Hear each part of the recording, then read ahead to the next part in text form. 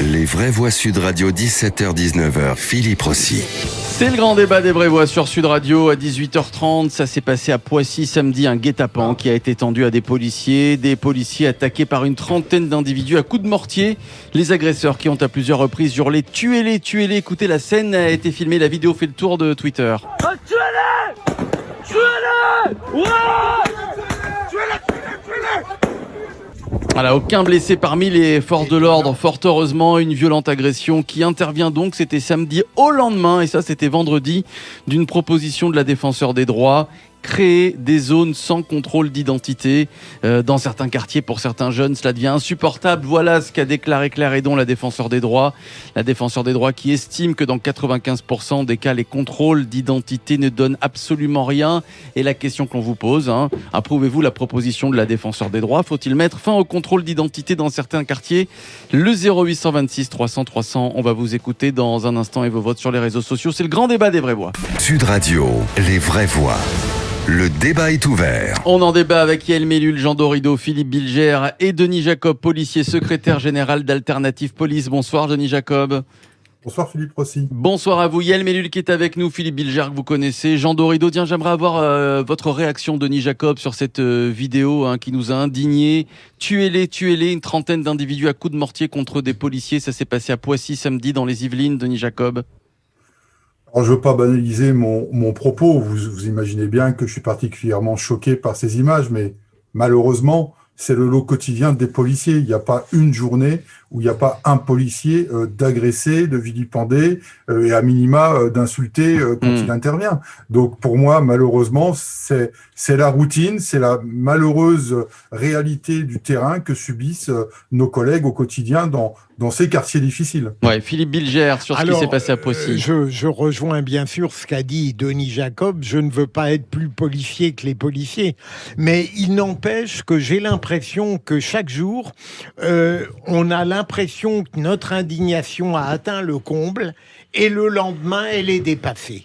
Je trouve que quels que soient les motifs à Poissy, rappelez-vous, le maire avait voulu supprimer certaines allocations. La défenseuse des droits, il faut bien qu'elle se rende utile à quelque chose.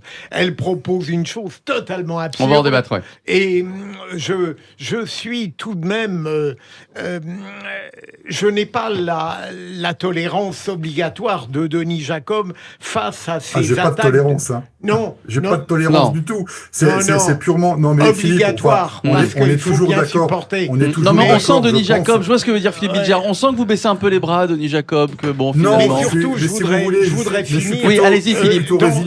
Dans ce qui s'est passé à Poissy, il y a non seulement une trentaine de voyous qui s'en sont pris aux policiers, il y a les menaces de mort qu'on n'entend pas tout le temps tout de même, et il y a le fait que tout ça s'est déroulé dans un quartier, dans une commune où le maire n'a pas l'humanisme écologique, genre Grenoble et Bordeaux. Ouais. C'est un maire remarquable qui est très conscient des problèmes de sécurité. Et pourtant, ça arrive. Vous êtes résigné, Denis Jacob ? Non, je voudrais surtout réagir, mais on est souvent d'accord avec Philippe Bilger, donc c'est pas aujourd'hui qu'on va être en désaccord, je pense.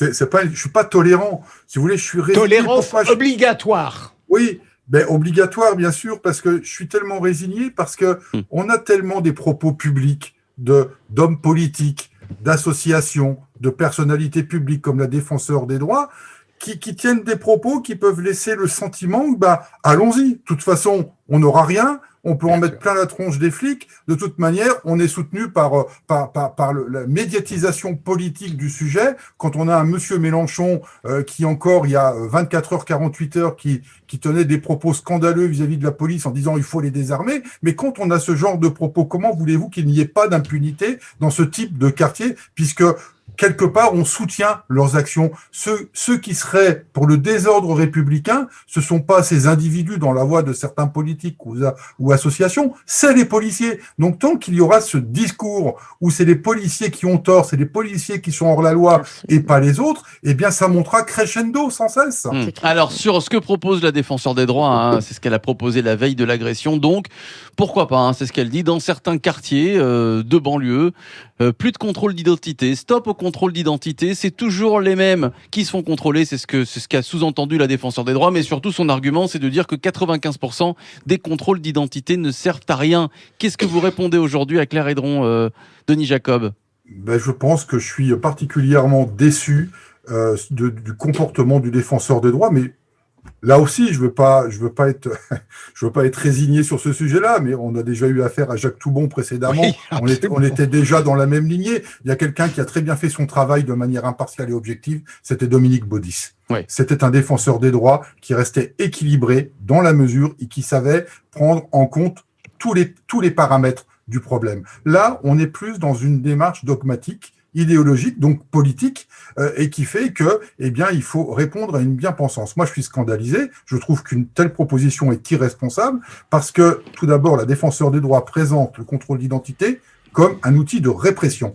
C'est pas un outil de répression, le contrôle d'identité. C'est un outil de prévention et de dissuasion qui permet de perturber les trafics, qui permet de rassurer la population. Et puis, Philippe Bilger pourrait le dire, puisqu'il a été dans l'univers de la justice, quand même, la majorité des contrôles d'identité sont demandés par un procureur de la République, quand même. C'est sous couvert et sous l'autorité de la justice qu'on les fait. On les fait pas comme ça, par envie. On les fait parce qu'on nous signale des incidents, on nous signale de la délinquance, on nous signale des trafics, et on fait des contrôles d'identité répétés pour casser le rythme de ces trafics, le temps que l'enquête qui se déroule derrière pour identifier les auteurs et remonter jusqu'à la tête du réseau soit totalement démantelée. J'ai pas compris, Denis Jacob. Alors, mais quand vous allez dans un quartier, vous pouvez comme ça demander à n'importe qui sa carte d'identité, ou il faut un prétexte, par exemple un rassemblement, une enquête? Le texte 78.2 du Code de procédure pénale est très clair. Le contrôle d'identité peut être conduite d'initiative si on voit une personne qui est susceptible d'avoir commis une infraction ou qui a commis une infraction. Mais on a aussi un procureur de la République qui a, sur la base des renseignements de policiers notamment, mais aussi sur la base de plaintes, a eu des éléments suffisamment probants de problèmes de délinquance, de trafic, pour dire voilà, je vous demande, vous, policiers, de telle heure à telle heure, d'aller faire des contrôles d'identité répétés à tel endroit pour endiguer le problème qu'on nous a sollicité. Enfin voilà, on ne fait pas tout Denis Jacob, juste un mot avant que mes amis vous questionnent longuement. Derrière tout ça, on sait bien ce qui est proféré subtilement ou ostensiblement par la défenseuse des droits, c'est que les contrôles ne se feraient que sur les Maghrébins et les Noirs, en gros, et que les Blancs seraient épargnés. J'ai été contrôlé plusieurs fois dans le métro et j'en étais très heureux. Je crois que c'est ça qu'il y a derrière. Si vous voulez, dans ma position, moi je suis pas vous me connaissez un petit peu maintenant. Moi, je représente pas une organisation syndicale qui est totalement dogmatique, idéologique, à dire coûte que coûte, tout est beau dans la police nationale. On sait qu'il y a des problèmes. Je vais pas revenir dessus. Ça fait de longues polémiques, notamment on en parle du contrôle au faciès.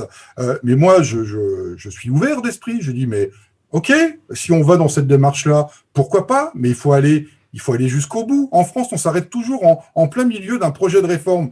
Vous le savez, on a eu la problématique de la réforme de la garde à vue, où on est aujourd'hui entre un système inquisitoire et un système accusatoire à l'anglo-saxonne. On s'arrête toujours au milieu des réformes. Eh bien, s'il faut réformer, on va jusqu'au bout. On fait comme en Angleterre. On fait des statistiques ethniques. On sort les chiffres de délinquance. On regarde qui on interpelle, qui est auteur d'infractions. Et puis, on verra si les contrôles d'identité, s'ils sont proportionnels à telle ou telle catégorie. Aujourd'hui, on veut. Alors, c'est ce qui se fait aux États-Unis. Je vous interromps, Denis Jacob. Je vois Jean Dorido. C'est ce qui se fait aux États-Unis. Non, mais c'est Jean pas possible. Dorido. La France, elle a son histoire, qui n'est pas l'histoire des États-Unis. Ouais. On ne peut pas faire des statistiques ethniques en France. Ce serait absolument dramatique. Dommage. Non, ça n'est pas. Non, alors ça n'est pas dommage. Là, enfin, pardon, c'est quand même un gros acquis des sciences sociales. Ce serait vraiment le début de la fin si on se mettait à faire des statistiques ethniques. Ça, ça n'est pas audible, ça n'est pas recevable, et ça n'empêche pas que ce qui se passe à Poissy est absolument scandaleux, choquant, et ce qui, pour le coup, m'a choqué personnellement, en plus de d'entendre ces appels au meurtre, c'est quand même, ça fait froid dans le dos, c'est que le parquet de Versailles n'a pas ouvert d'enquête. C'est-à-dire que c'est, je trouve, le plus terrifiant dans cette histoire. On parlait tout à l'heure, je vous entendais Philippe Rossi, parler de résignation concernant Monsieur Denis Jacob. Là, c'est quand même, c'est la justice qui se résigne, c'est-à-dire que le parquet n'ouvre même pas. Vous m'étonnez là, tout de même. Pardon ? Je vous crois, mais vous m'étonnez. Ah non, Denis Jacob, sur une chaîne d'infos continue. J'ai entendu ça. Alors tous les agresseurs ont fui. Oui, Denis Jacob. Ce que je veux dire, c'est que on essaye une nouvelle fois de transposer dans notre pays ce qui existe ailleurs, alors que nous n'avons pas, et monsieur le disait très justement, nous n'avons pas la même culture, nous n'avons pas la même histoire, donc n'essayons pas de faire ce qui existe ailleurs quand on sait que culturellement, historiquement, ce n'est pas transposable.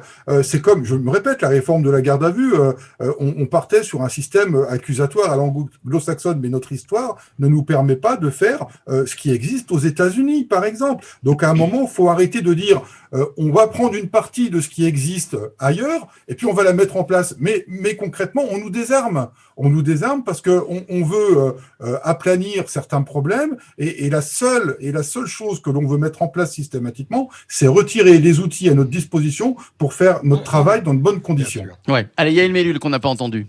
Yael. Alors moi, ce qui s'est passé à Poissy, pour moi, c'est un peu une scène de la vie ordinaire des policiers en France.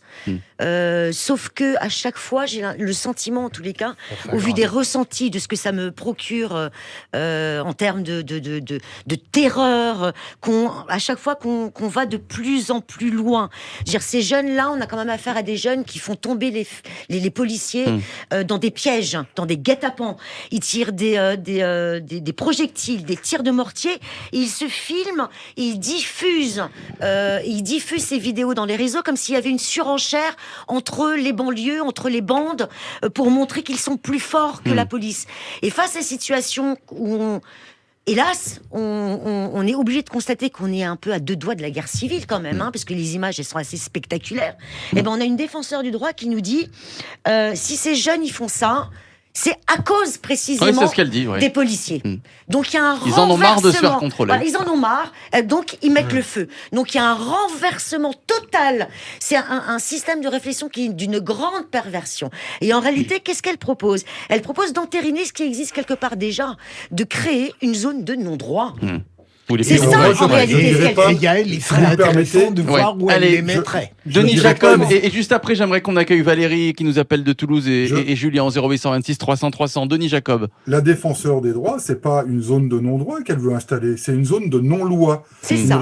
Une république à deux vitesses. Une Absolument. république à deux vitesses. Et aujourd'hui, la police, quand elle intervient, dans ces quartiers-là, qui sont aux mains d'individus, nous sommes considérés comme une bande rivale. Nous ne sommes pas, on est interdit de territoire, mais ça, je dirais, le politique, on est aussi responsable par rapport aux désengagements que l'on a eus dans ces quartiers-là ces 30-40 dernières années. Allez, faut-il mettre fin au contrôle d'identité dans certains quartiers, comme le propose la défenseur des droits 0826 300 300. Sud Radio, les vraies voix. Prenez la parole. On accueille Valérie qui nous appelle de Toulouse. Bonsoir Valérie.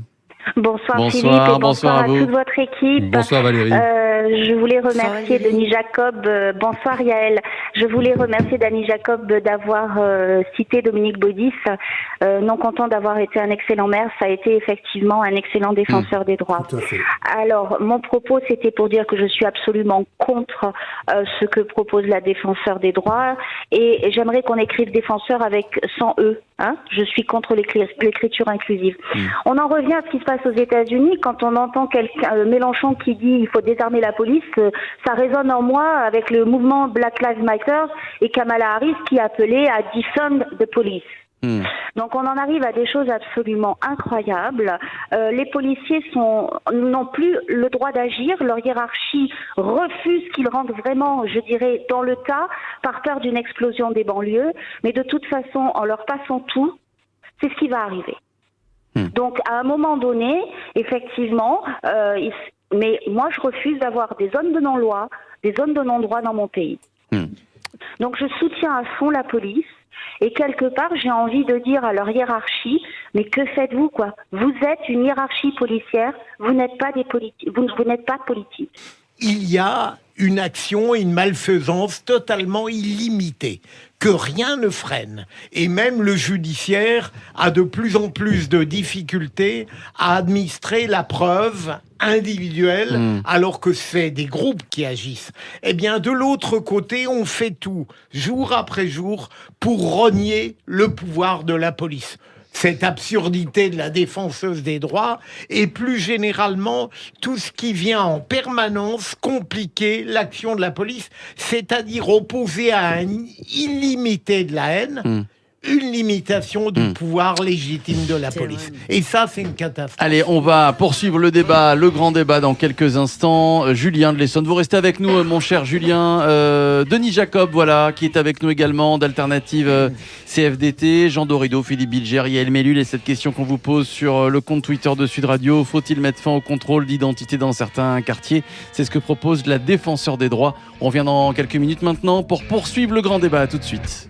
Les vraies voix Sud Radio, 17h-19h, Philippe Rossi. C'est le retour du grand débat et des vraies voix sur Sud Radio. Le grand débat, faut-il mettre fin au contrôle d'identité dans certains quartiers? C'est ce que propose la défenseur des droits. Pour en débattre, nos vraies voix, Yael Mellul ce soir, Jean Dorido, Philippe Bilger, Denis Jacob, secrétaire général d'Alternative Police. Et vous, évidemment, appelez-nous 0826 300 300. J'aimerais qu'on accueille tout de suite Nadir Kaya, président de Banlieue Plus. Bonsoir Nadir Kaya. Bonsoir à vous. Bonsoir à vous Nadir Kaya. Vous avez entendu toute la première partie de ce débat. Qu'est-ce que vous inspire la proposition de Claire Héron, la défenseur des droits, donc certains quartiers sans contrôle d'identité? C'est compliqué parce que c'est le énième débat qu'on peut avoir depuis 20 ou 30 ans. Les contrôles d'identité, normalement, la police, elle est censée les faire quand vous avez des individus qui sont suspects et dès lors, on demande leur identité pour éventuellement voir ce qu'il y a et puis, si possible, les interpeller par rapport à une situation bien précise. Mais c'est vrai qu'il y a un problème concernant le contrôle d'identité, notamment contrôle au faciès. Je rappellerai qu'avec le collectif, on a fait condamner l'État en 2016 pour des abus à ce niveau-là. Et qu'aujourd'hui, que la situation est très difficile. On ne va pas rajouter une situation difficile déjà, alors que les policiers eux-mêmes ont déjà des difficultés à faire leur mission correctement, parce que pour un manque de moyens et tout un ensemble de choses. Mais le contrôle d'identité, comme je vous l'ai dit, s'ils sont faits dans une optique assez classique d'intervention par rapport à une situation anormale, pourquoi pas?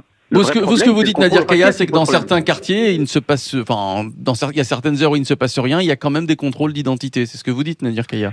C'est pas qu'il se passe rien, c'est que tous les quartiers sont connus de la police, des renseignements, on sait en général qui fait quoi, tout est quadrillé. Après, le souci, c'est les interventions et d'éradiquer les trafics. Et c'est ça qui pose problème aujourd'hui.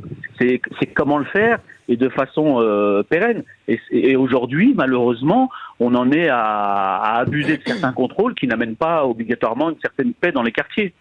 Alors, Denis Jacob. Qu'est-ce que vous répondez à Nadir Kaya, Denis Jacob? Mais globalement, je suis d'accord avec l'analyse qu'il fait. Le souci que l'on a aujourd'hui, c'est que non, on ne sait pas tout ce qui se passe dans les quartiers, malheureusement, parce qu'aujourd'hui, la police n'est plus dans les quartiers. Vous savez, moi, j'ai vécu 15 ans en quartier difficile. J'ai vécu près de 10 ans à la cité d'Orgemont, à Épinay-sur-Seine, et j'ai vécu je suis pas loin. Près de 5 ans, et j'ai vécu près de 5 ans à la cité des Bleuets à Créteil. Donc, je connais très bien. La grande majorité des gens sont des gens bien, qui aspirent à vivre en toute tranquillité, en toute sérénité, et qui ne veulent pas être embêtés, en parlant poliment, par quelques individus qui font leur trafic. Donc quand on intervient, c'est très compliqué, parce qu'on n'a plus la connaissance du terrain, contrairement à ce que moi j'ai pu connaître il y a une trentaine d'années, quand j'étais îlotier dans un quartier difficile qu'est la cité La Caravelle, à Villeneuve-la-Garenne. À l'époque, c'était la plus grande cité d'Europe, puisque c'était un bâtiment qui faisait 500 mètres de long, 10 étages, 4 km de cave, dans lesquels on retrouvait toutes les cultures de cannabis et autres. Donc je connais parfaitement bien ce genre d'environnement. Aujourd'hui, je le disais tout à l'heure, il y a eu un désengagement de l'État ces 40 dernières années, où on a retiré les quartiers, les commissariats de quartier, où on a retiré... on a retiré ce qu'on appelait, moi, à mon époque, les îlotiers, puis la police de proximité. Et aujourd'hui, le seul moment où la police intervient dans des quartiers, c'est pour des missions plutôt de répression que de prévention ou de dissuasion. Donc, il y a une partie de la population qui n'accepte pas l'intervention de la police, et le moindre contrôle dégénère, et on considère que c'est un contrôle abusif, un contrôle au faciès, pour reprendre votre expression, et donc, du coup, on n'arrive plus à faire notre boulot dans de bonnes conditions. Voilà le constat aujourd'hui de ce qu'est nos interventions dans les quartiers difficiles.